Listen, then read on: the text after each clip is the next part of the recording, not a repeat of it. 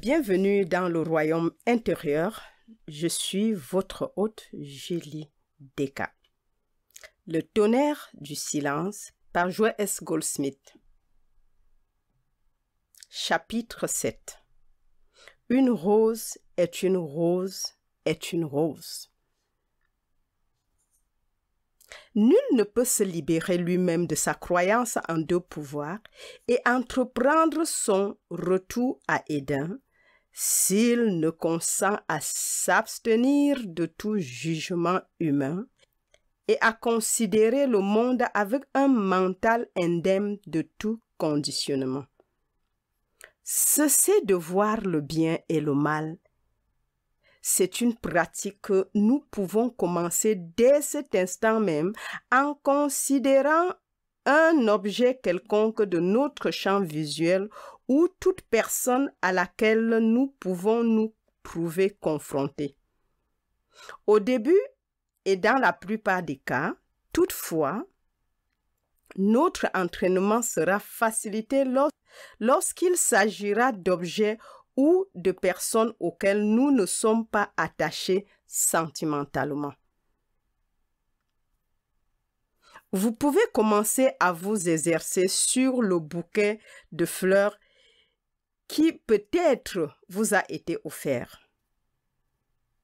Si vous n'avez à leur sujet aucune idée préconçue, vous ne savez pas d'avance si ces fleurs vous procureront la joie de contempler leur beauté ou si elles déclencheront en vous une crise allergique. Encore, vous pouvez commencer à vous exercer sur le bouquet de fleurs qui peut-être vous a été offert. Si vous n'avez à leur sujet aucune idée préconçue, vous ne savez pas d'avance si ces fleurs vous procureront la joie de contempler leur beauté ou si elles déclencheront en vous une crise allergique.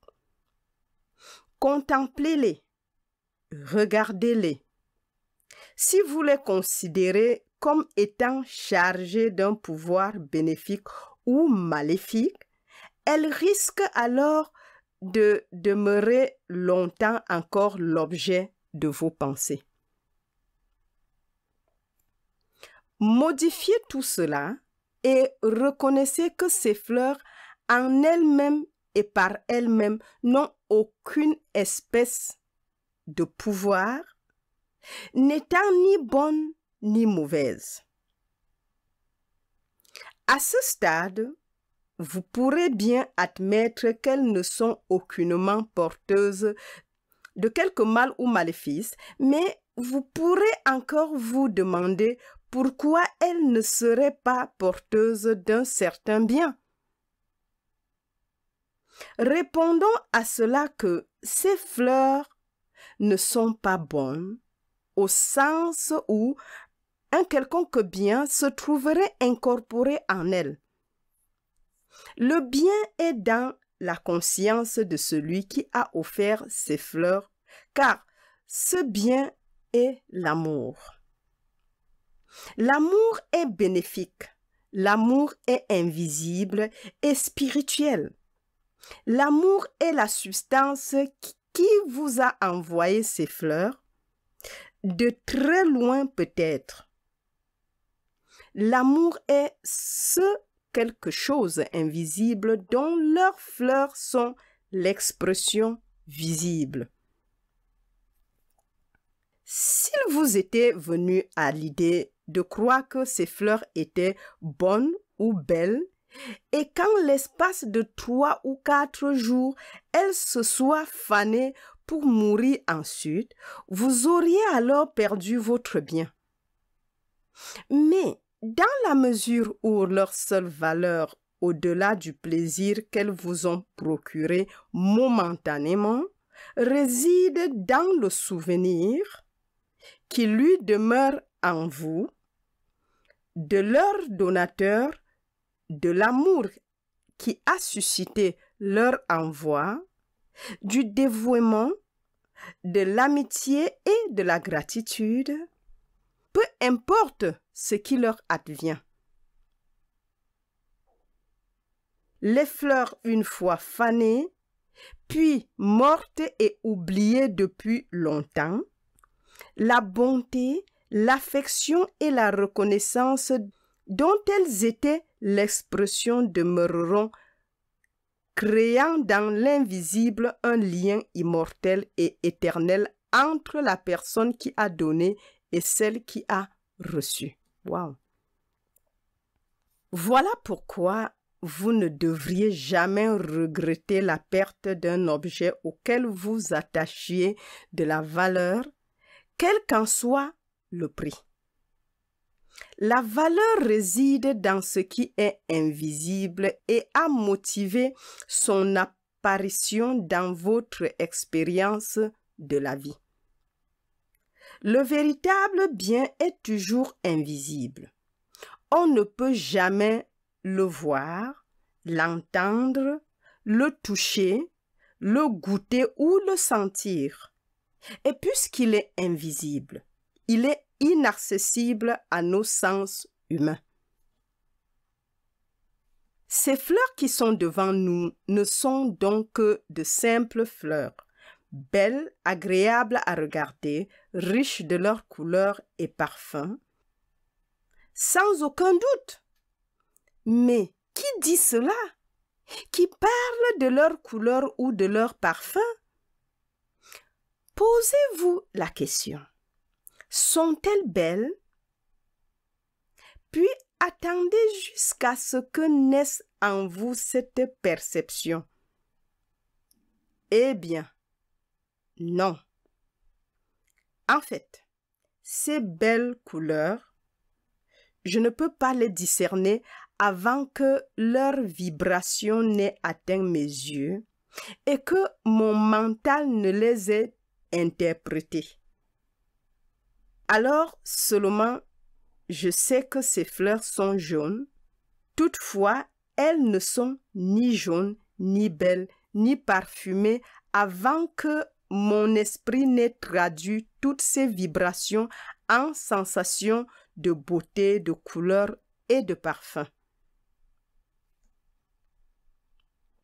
En réfléchissant sur ce thème, vous découvrez que même la forme de ces fleurs n'est pas belle, en elle-même et par elle-même, mais que sa beauté provient de l'interprétation que vous en faites. Et pendant que vous êtes assis à les contempler, convaincu maintenant que ces fleurs ne sont ni belles ni affreuses, soudain, dans le vide que vous avez ainsi créé, vous percevez maintenant la nature de cela même que vous regardez. C'est alors que vous découvrez qu'il y a là beaucoup plus que les roses dans un vase et que vous êtes amené à conclure. Rose, mes roses, vous n'êtes rien. En me servant de l'esprit non conditionné comme instrument, je vous crée à ma propre image et ressemblance. Je vous donne votre couleur, votre forme, votre parfum et votre beauté.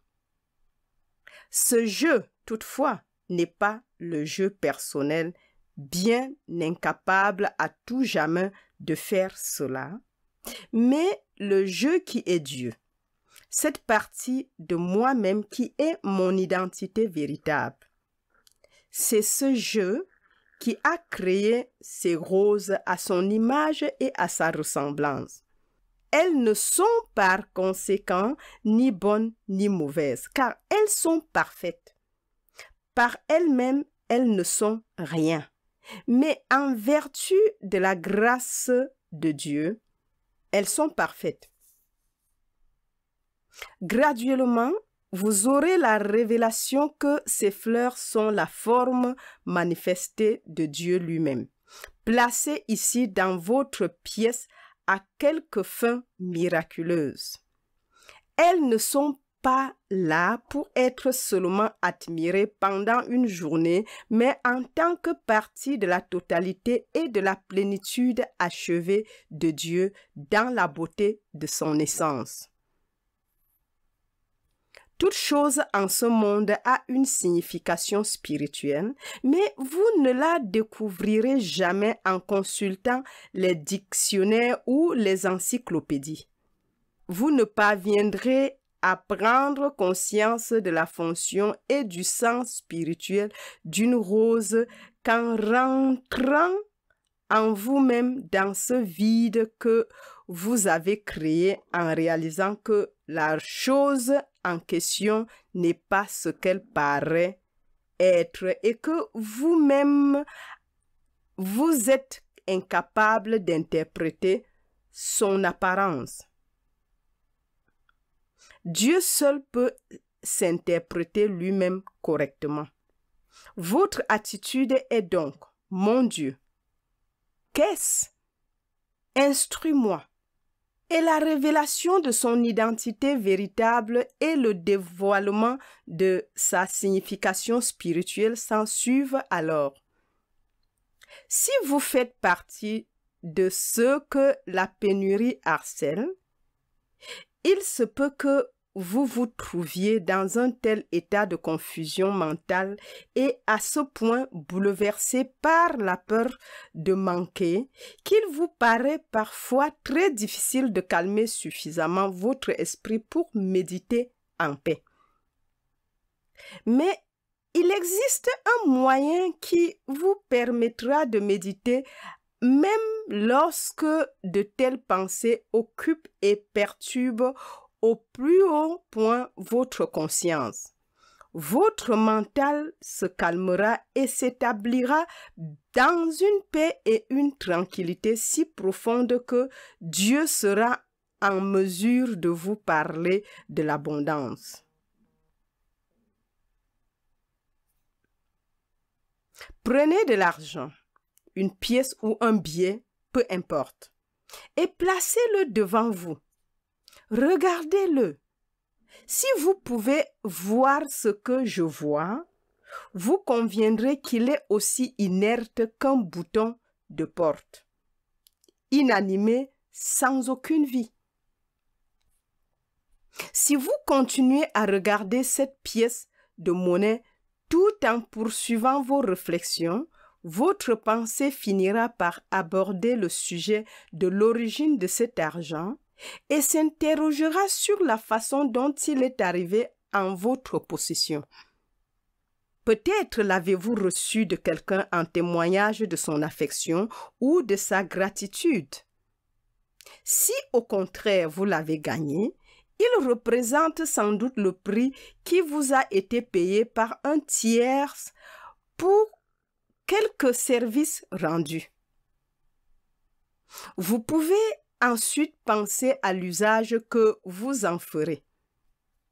En tant que bout de métal ou de papier, il n'a pour vous aucune valeur, mais il peut cependant être utilisé comme moyen d'échange dans une opération commerciale ou pour faire des achats quelconques. Vous commencez maintenant à perdre de vue l'aspect financier de cet objet pour l'appréhender sous l'angle de l'utilité, de l'amour, de la générosité. Bientôt, votre esprit dépasse la notion d'argent proprement dite et vous commencez à voir les raisons pour lesquelles cet argent vous appartient. Dès que vous deviendrez capable de considérer l'argent sous cet angle, vous constaterez que, loin d'être approvisionné par lui, c'est vous qui lui fournissez ses capacités et son pouvoir. Dès ce moment-là, votre esprit s'est détourné du domaine physique pour pénétrer dans l'invisible. La paix descend sur vous, le calme revient et un silence absolu vous habite, au sein duquel vous pouvez recevoir de Dieu une inspiration relative à la juste signification de l'argent. Si vous procédez ainsi pour tout ce qui vous soucie gravement ou vous maintient indûment attaché, il vous sera donné une interprétation correcte de l'objet de vos pensées tel qu'il est en lui-même et de son rôle dans votre vie. Acquérir de l'argent est généralement considéré comme souhaitable, mais intéressons-nous par exemple au penchant pour l'alcool qui, lui, est considéré comme néfaste. Le problème de l'alcoolisme peut pourtant être traité à bien des égards de la même manière que celui des ressources.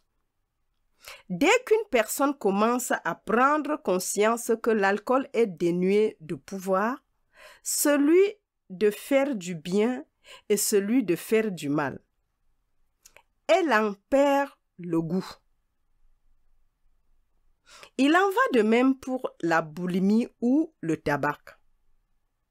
Certes, beaucoup de gens accepteraient volontiers d'aller jusqu'à admettre que toutes ces habitudes ne sont pas néfastes, mais elles continuent de penser simultanément qu'elles peuvent leur procurer du plaisir ou des satisfactions.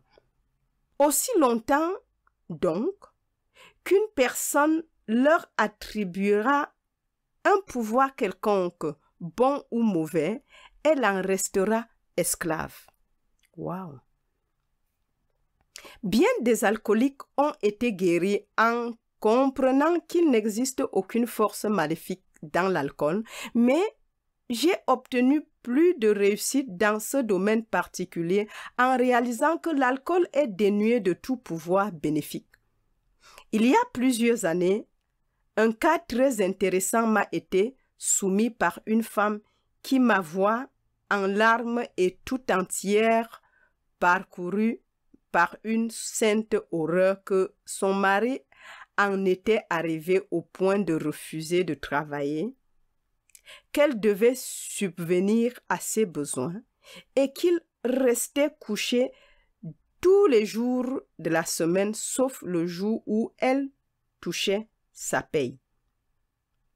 Il sortait alors pour aller faire sa provision hebdomadaire de whisky, dépensant ainsi l'argent qu'elle venait de gagner péniblement. C'était plus qu'elle n'en pouvait supporter.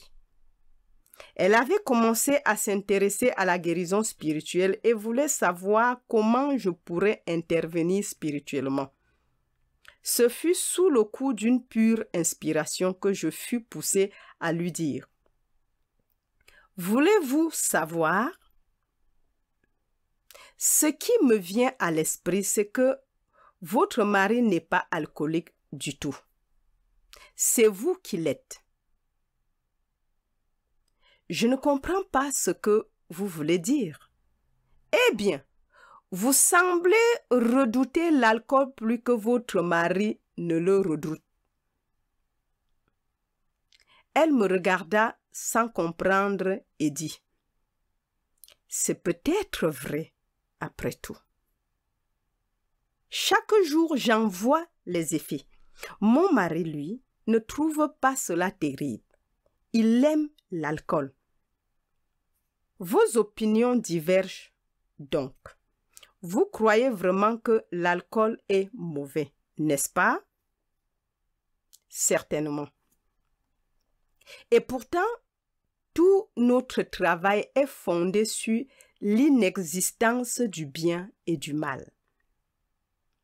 Alors, comment allons-nous y prendre en partant de là? Voici ce que je vous propose. Supposons que votre mari veuille se servir de votre argent pour acheter de la limonade. Protesteriez-vous? Non, j'irai volontiers travailler et il pourrait acheter toute la limonade qu'il désire. Donc, la limonade est bonne. mais l'alcool est mauvais. Nous voilà revenus aux apparences et donc à Adam et Ève. Voyons à présent qui est fautif dans cette histoire, votre mari ou vous.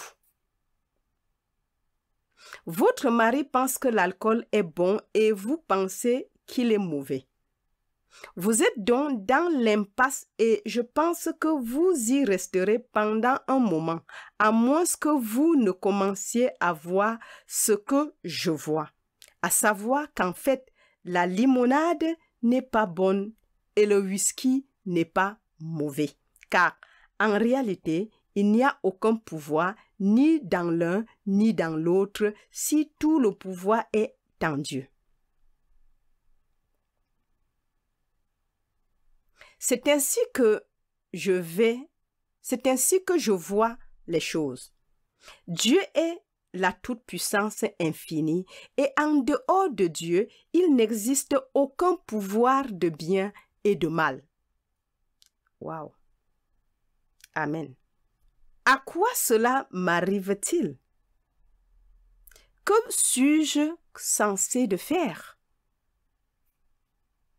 Supposons que nous nous mettions d'accord pour que la semaine prochaine, votre mari puisse avoir autant de whisky qu'il le désire, puisque nous savons qu'il n'a aucun pouvoir, n'étant ni bon ni mauvais. Par conséquent, ce que votre mari fera ou ne fera pas nous importe peu. Vous rentrez de ce pas à la maison et vous lui dites que vous avez commis une grave erreur, que vous pensez après tout que le whisky n'est pas si redoutable et qu'il peut désormais en consommer autant qu'il le désire. Supposons que nous nous mettions d'accord pour que la semaine prochaine, votre mari puisse avoir autant de whisky qu'il le désire, puisque nous savons qu'il n'a aucun pouvoir, n'étant ni bon ni mauvais. Par conséquent, ce que votre mari fera ou ne fera pas nous importe peu.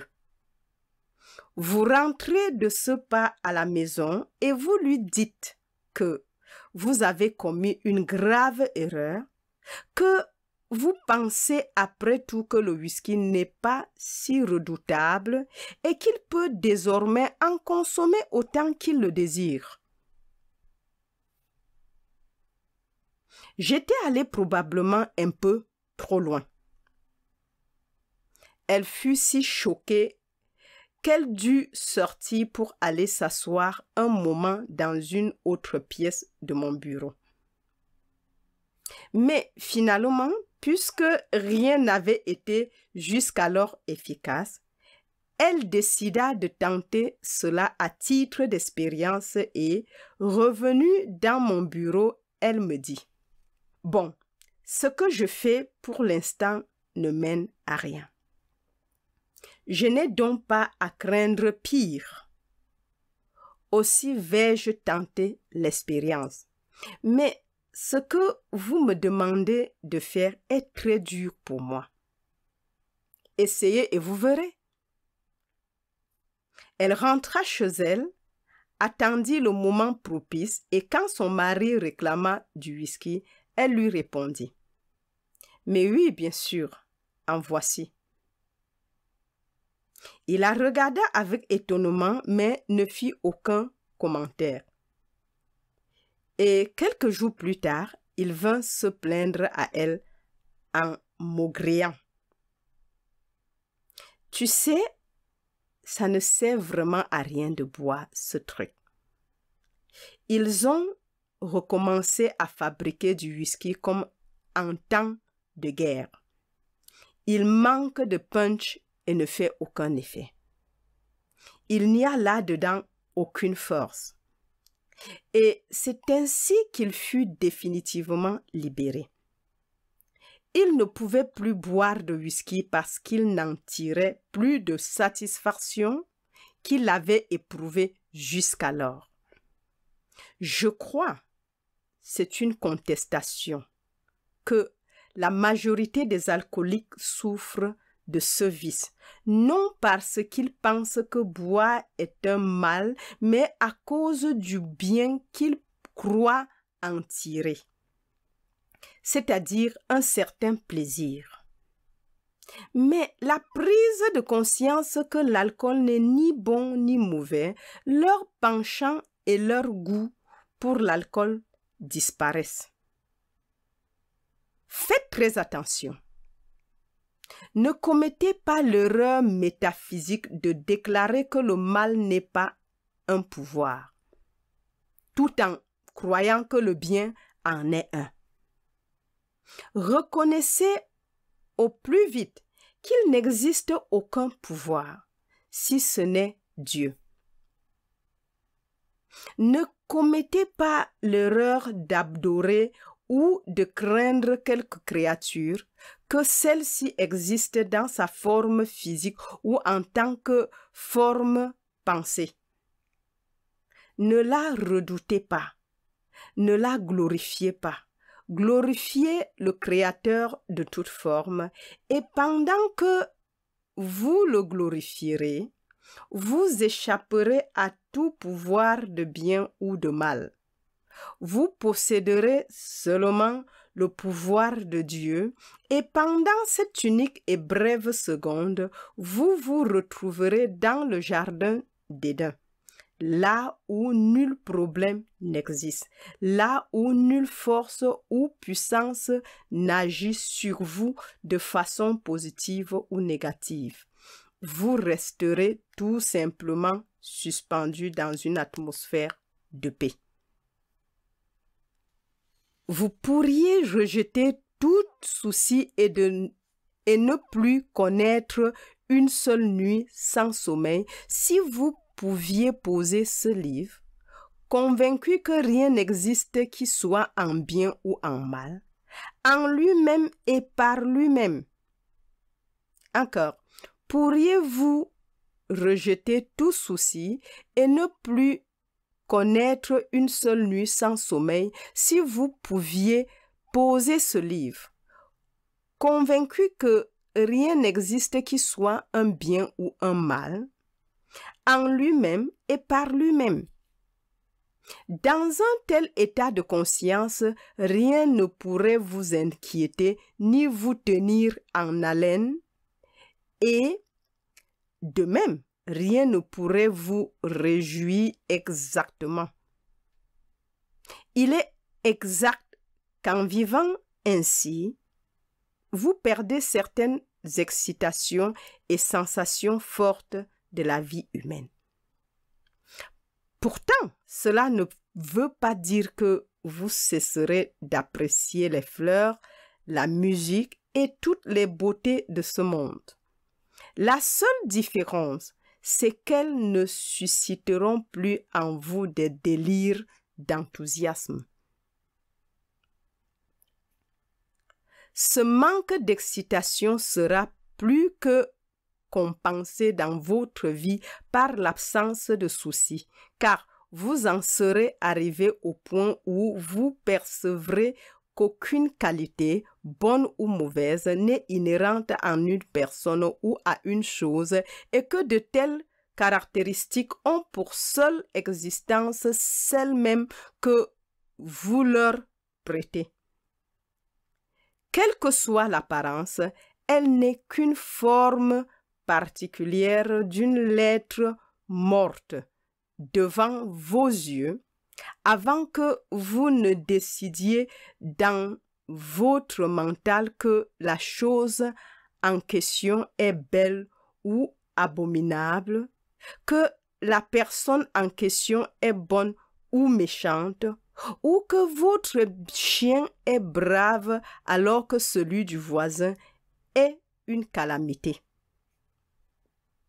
Votre mental et le mien se sont trouvés imprégnés par l'ignorance inhérente aux croyances humaines.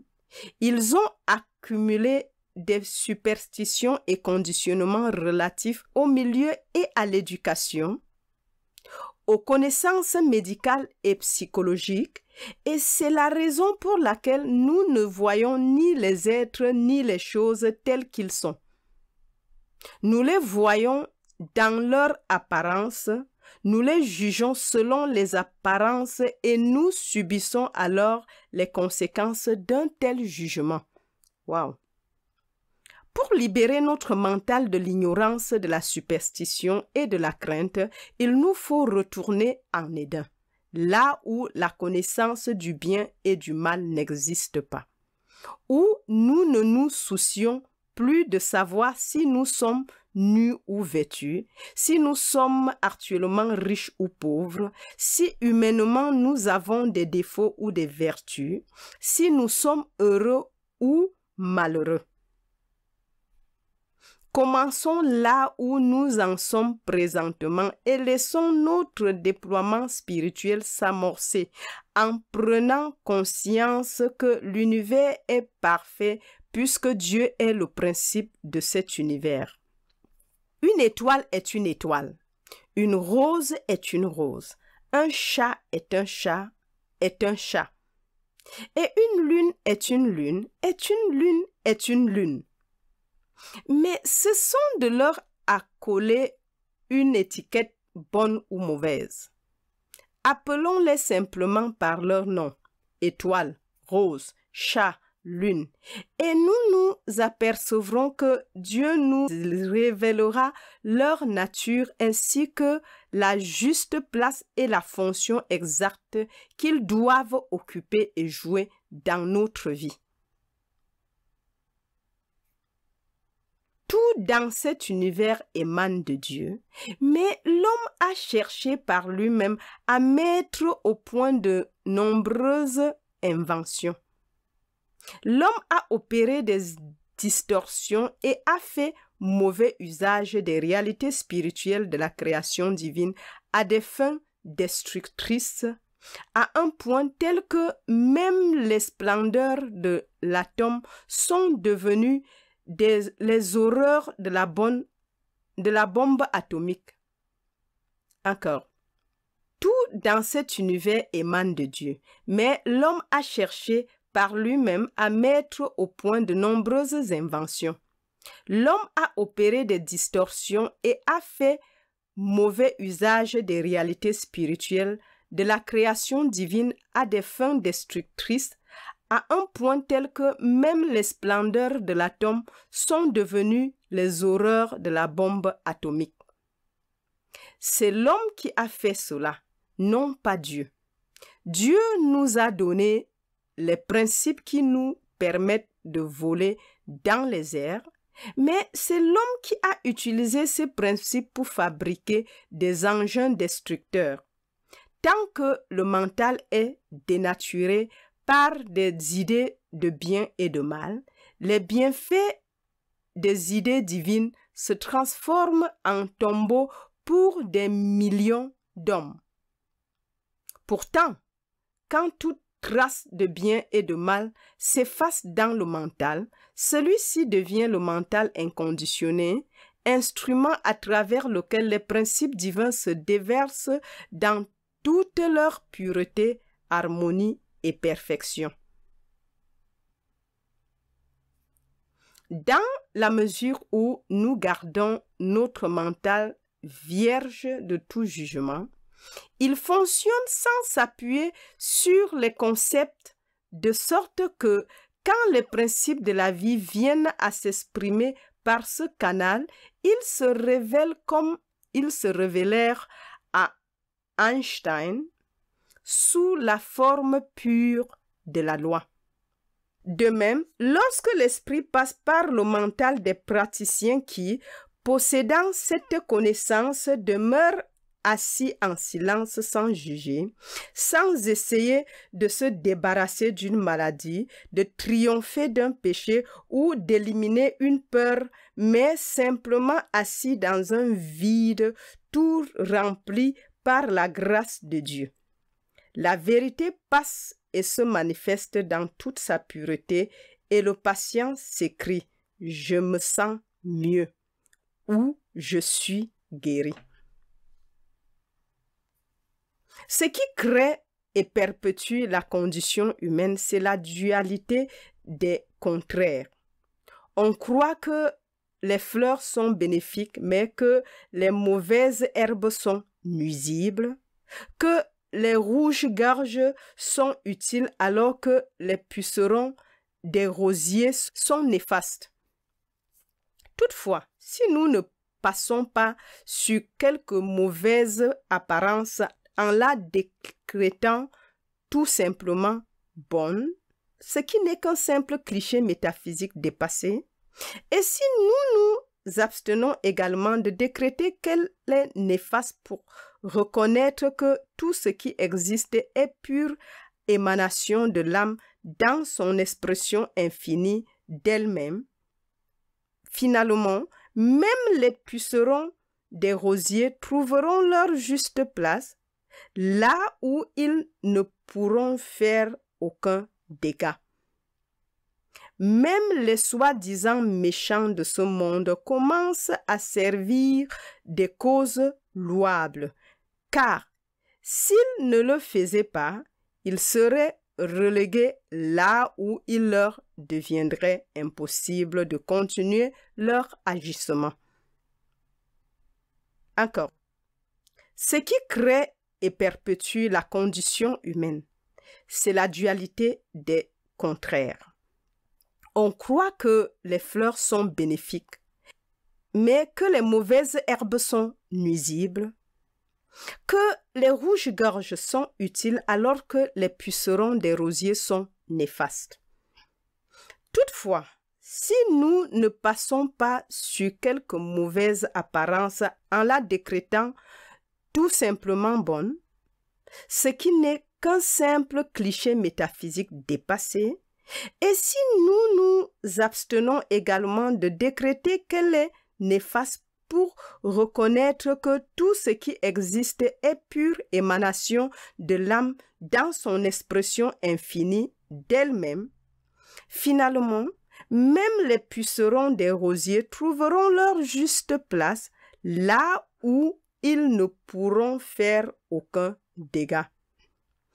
Même les soi-disant méchants de ce monde commencent à servir des causes louables, car s'ils ne le faisaient pas, ils seraient relégués là où il leur deviendrait impossible de continuer leur agissement. Nous avançons vers une époque où le mental n'aura plus de place dans le monde pour s'exprimer, ni dans les personnes, ni dans les pensées, ni dans les choses. Il sera botté hors de la terre, car la connaissance du principe d'un seul pouvoir y sera si répandue que le mal ne trouvera plus aucun mal par lequel opérer.